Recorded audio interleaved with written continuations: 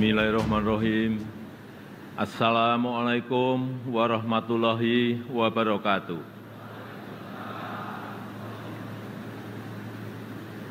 Selamat pagi, salam sejahtera bagi kita semuanya.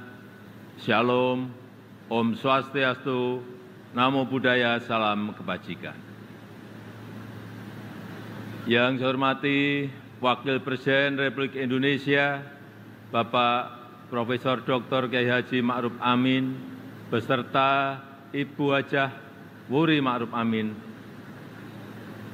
Yang saya hormati Ketua, para Wakil Ketua, dan para anggota Majelis Permusyawaratan Rakyat Republik Indonesia. Yang saya hormati Ketua, para Wakil Ketua, dan para anggota Dewan Perwakilan Rakyat Republik Indonesia. Yang saya hormati Ketua, para Wakil Ketua, dan para anggota Dewan Perwakilan Daerah Republik Indonesia. Yang saya hormati Ketua, para Wakil Ketua, dan para anggota lembaga-lembaga negara. Yang saya hormati Bapak Jenderal TNI Purnawirawan Tri Sutrisno, yang saya hormati Bapak Haji Muhammad Yusuf Kalla, yang saya hormati Ibu Soraya Hamsahas, yang saya hormati Yang Mulia para Duta Besar negara-negara sahabat dan para pimpinan perwakilan badan dan organisasi internasional, yang saya hormati para Menteri Kabinet Indonesia Maju, Jaksa Agung, Panglima TNI, Kapolri, dan Kabin. Yang saya hormati para Ketua Umum Partai Politik, Bapak Ibu, Saudara-saudara sebangsa dan setanah air, para hadirin dan undangan yang saya muliakan. Tahun ini genap 10 tahun saya menjabat sebagai Presiden Republik Indonesia. Dan genap 5 tahun Bapak Profesor Kiai Haji Ma'ruf Amin menjabat sebagai Wakil Presiden Republik Indonesia. Sebuah tanggung jawab dan kepercayaan besar yang tidak pernah kami bayangkan sebelumnya. Sebuah mandat dan amanah besar yang tidak pernah kami pikirkan sebelumnya. Sejak hari pertama saya menerima amanah ini, saya sangat menyadari akan ada banyak gelombang yang harus dihadapi. Akan banyak tantangan yang harus diselesaikan. Tapi sedari awal saya juga yakin dan sangat percaya bahwa saya tidak sendirian. Ada cita-cita dan harapan masyarakat. Ada dukungan dan doa dari rakyat yang selalu mengiringi dan menguatkan. Senyum, sapa, dan doa Bapak, Ibu, dan saudara-saudara sebangsa setanah air semua adalah sumber kekuatan saya. Dan hari ini, 16 Agustus 2024, di momen terakhir saya dan Profesor Kiai Haji Ma'ruf Amin berdiri di sini. Izinkan kami menyampaikan terima kasih yang tulus, terima kasih yang sebesar-besarnya kepada Bapak Ibu semua, kepada seluruh rakyat Indonesia dimanapun berada, yang selama 10 tahun ini telah dengan kuat bersama-sama melintasi tantangan demi tantangan, menapaki langkah demi langkah, dan menghadapi terjadinya perubahan demi perubahan. Sehingga kita sebagai sebuah bangsa yang besar bisa sampai pada titik ini. Titik yang bisa menjadi titik lontar untuk menggapai kemajuan bersama di masa yang akan datang. Alhamdulillah, selama 10 tahun ini kita telah mampu membangun sebuah fondasi dan peradaban baru dengan pembangunan yang Indonesia sentris.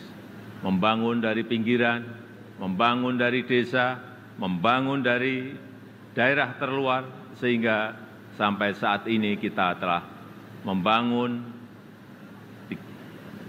366.000 kilometer jalan desa, 1,9 juta meter jembatan desa, 2.700 kilometer jalan tol baru, 6.000 kilometer jalan nasional, 50 pelabuhan dan bandara baru, serta 43 bendungan baru dan 1,1 juta hektar jaringan irigasi baru.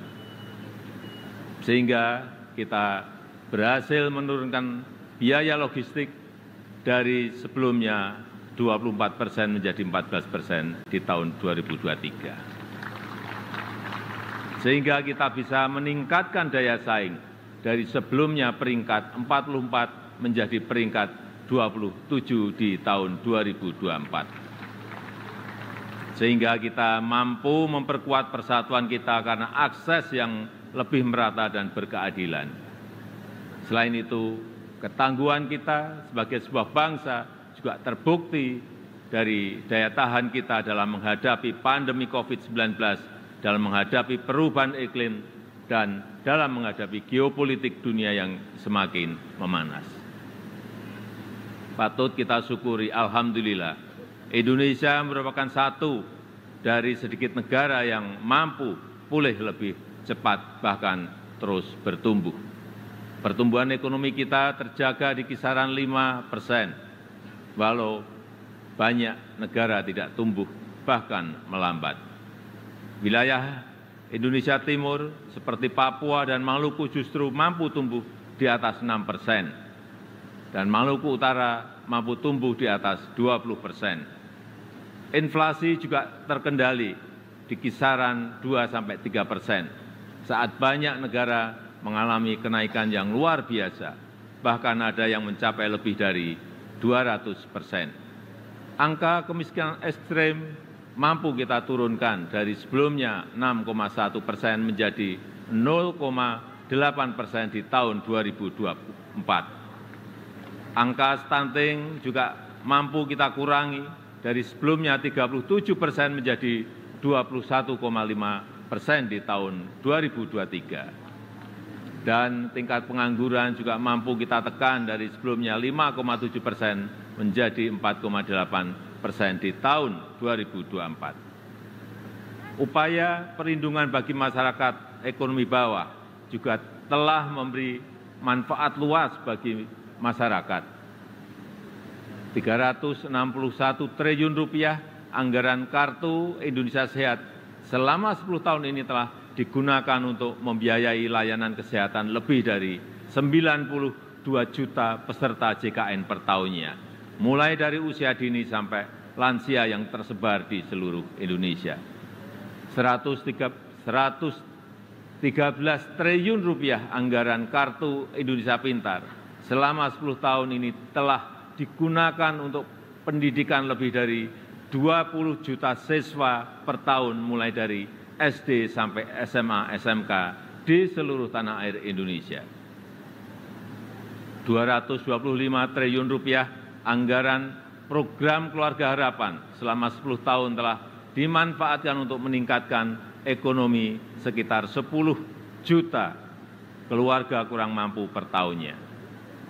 Dan 60,3 triliun rupiah anggaran prakerja selama 5 tahun telah dimanfaatkan untuk menambah keahlian 18,8 juta pekerja yang tersebar di seluruh tanah air Indonesia. Ini adalah pembangunan yang kita cita-citakan bersama, pembangunan yang menyentuh semua lapisan masyarakat, pembangunan yang memberi dampak bagi masyarakat luas, dan pembangunan yang membuka peluang untuk tumbuh bersama-sama. Bapak, Ibu, saudara-saudara sebangsa dan setanah air, di sisi lain kita juga telah mengambil langkah besar untuk meningkatkan produktivitas dan nilai tambah dengan tidak lagi mengekspor bahan mentah, tapi mengolahnya dulu di dalam negeri. Walau banyak negara lain yang menggugat, menentang, bahkan berusaha menggagalkan, tapi kita sebagai sebuah bangsa yang berdaulat, sebagai bangsa yang besar, kita tidak goyah bahkan terus maju untuk melangkah. Dimulai dari nikel, boksit, dan tembaga yang akan dilanjutkan dengan timah, serta sektor potensial lainnya seperti perkebunan, pertanian, dan kelautan. Alhamdulillah, sampai saat ini telah terbangun smelter dan industri pengolahan untuk nikel, boksit, dan tembaga yang membuka lebih dari 200.000 lapangan kerja dan meningkatkan pendapatan negara, lebih dari 158 triliun rupiah selama 8 tahun ini. Kita ingin kekayaan yang ada di negeri ini, anugerah Allah Subhanahu wa Ta'ala untuk negeri ini dapat dikelola sebesar-besarnya untuk kepentingan rakyat, dapat dimanfaatkan semaksimalnya untuk kesejahteraan rakyat. Oleh sebab itu, kita juga telah mengambil aset kita kembali yang selama puluhan tahun dikelola oleh pihak asing, yang selama puluhan tahun diambil manfaat besarnya oleh pihak asing, seperti Freeport, Blok Rokan, dan Newmont. Alhamdulillah, semuanya itu bisa kita ambil alih kembali. Selain itu, di saat dunia mulai mengarahkan masa depannya ke ekonomi hijau, Indonesia juga tidak ingin kehilangan momentum ini, karena Indonesia memiliki potensi besar di sektor energi hijau, yaitu sekitar kurang lebih 3.600 gigawatt, baik dari energi air, angin, matahari, panas bumi, gelombang laut, dan bioenergi. Sehingga kita terus konsisten mengambil bagian dalam langkah dunia melakukan transisi energi secara hati-hati dan bertahap, karena transisi energi yang ingin kita wujudkan adalah transisi energi yang berkeadilan, yang terjangkau dan mudah diakses bagi masyarakat. Di sektor teknologi dan digitalisasi, kita juga patut bersyukur untuk pertama kalinya kita memiliki INA Digital, sebuah digitalisasi layanan pemerintah yang terintegrasi untuk mempercepat dan mempermudah layanan bagi masyarakat. Cakupan elektrifikasi terus kita perluas hingga mencapai 99% di tahun 2024 tahun ini. Demikian juga dengan cakupan internet yang terus kita tingkatkan hingga mencapai 79% di tahun 2024. Ini akan menjadi ekosistem yang baik untuk mendorong digitalisasi UMKM dan pengembangan startup Indonesia, sehingga akan melahirkan semakin banyak entrepreneur muda yang berkualitas di negeri ini. Dukungan produk dalam negeri juga kita berikan perhatian khusus dengan memprioritaskan belanja APBN, APBD, dan BUMN untuk produk-produk dalam negeri. Karena kita ingin apa yang berasal dari rakyat dapat kembali ke rakyat dan bermanfaat maksimal untuk rakyat. Di bidang hukum, kita juga patut bersyukur setelah 79 tahun merdeka, akhirnya kita memiliki kitab undang-undang hukum pidana yang baru. Sebagai upaya memodernisasi hukum Indonesia, serta Undang-Undang Cipta Kerja yang merevisi 80 undang-undang dan 1.200 pasal. Sebagai upaya untuk menderegulasi peraturan yang tumpang tindih. Kita juga sudah memiliki undang-undang tindak pidana kekerasan seksual untuk memberikan perlindungan yang nyata, yang kuat, terutama bagi perempuan dan anak-anak. Bapak, Ibu, dan saudara-saudara sekalian sebangsa dan setanah air, ini adalah hasil kerja keras kita bersama. Ini adalah fondasi besar kita bersama.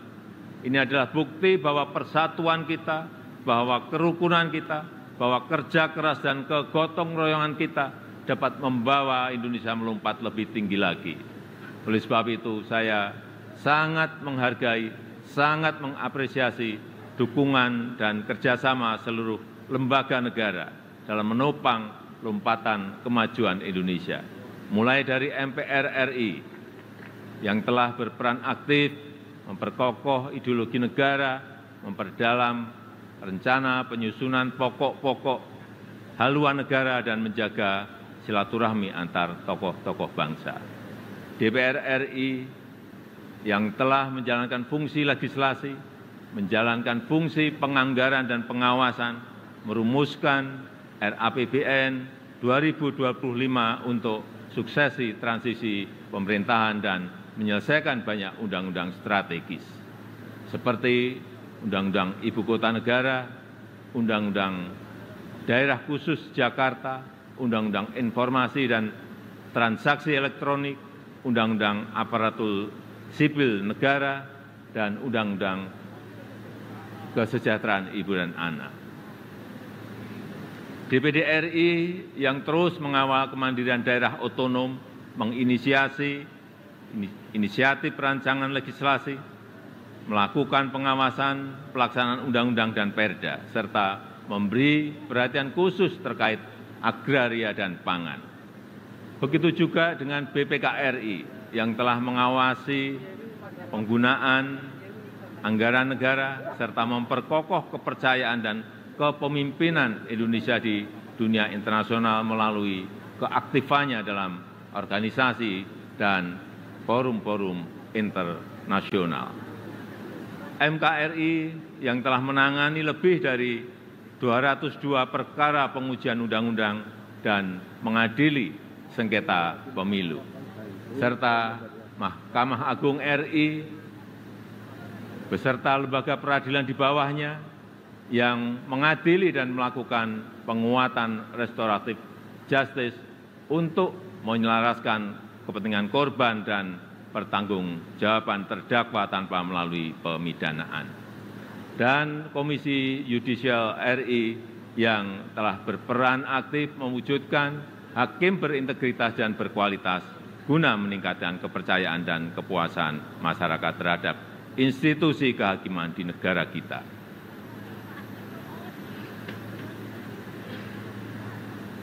Bapak, Ibu, saudara-saudara sebangsa dan setanah air,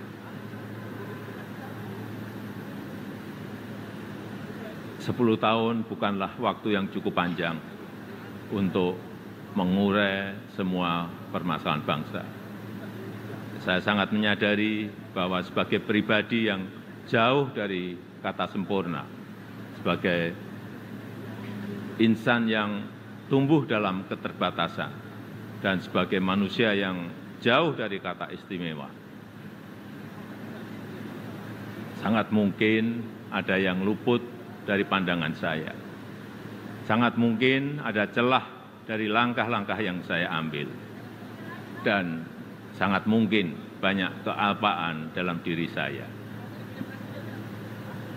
Oleh sebab itu, di penghujung masa jabatan ini, izinkan saya menyampaikan suara nurani terdalam kepada Bapak, Ibu, dan saudara-saudara sebangsa tanah air, kepada seluruh rakyat Indonesia, tidak terkecuali satupun.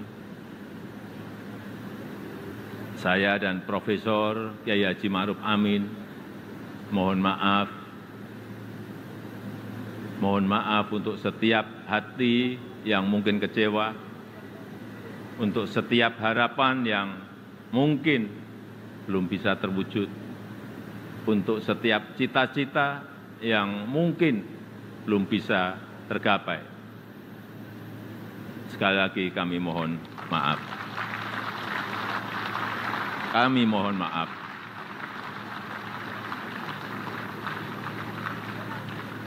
Ini adalah yang terbaik yang bisa kami upayakan bagi rakyat Indonesia, bagi bangsa dan negara Indonesia.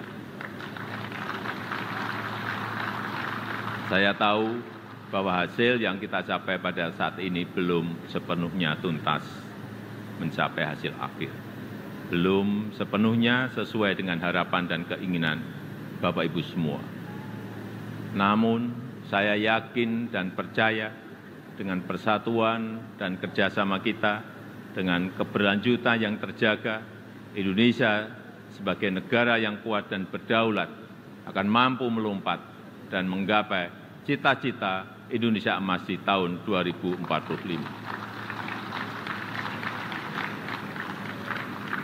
Terakhir, kepada Presiden terpilih Bapak Jenderal TNI Purnawirawan Prabowo Subianto. Tahun depan, insya Allah Bapak yang akan menyampaikan pidato kenegaraan. Nanti pada tanggal 20 Oktober 2024, izinkan saya menyerahkan tongkat estafet kepemimpinan ini kepada Bapak Prabowo Subianto. Izinkan saya juga menyerahkan semua harapan dan cita-cita masyarakat Indonesia dari Sabang sampai Merauke, dari Miangas sampai Pulau Rote, dari pinggiran, dari daerah terluar, dari desa dan dari pusat-pusat kota kepada Bapak.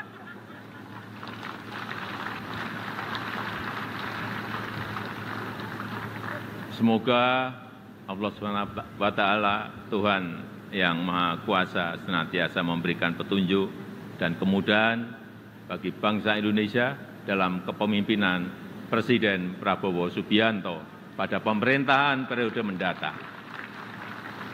Dirgahayu Republik Indonesia, Dirgahayu Negeri Pancasila, merdeka! Merdeka! Merdeka! Terima kasih. Wassalamualaikum warahmatullahi wabarakatuh. Om Santi Santi Santi Om. Namo Buddhaya. Salam kebajikan. Terima kasih.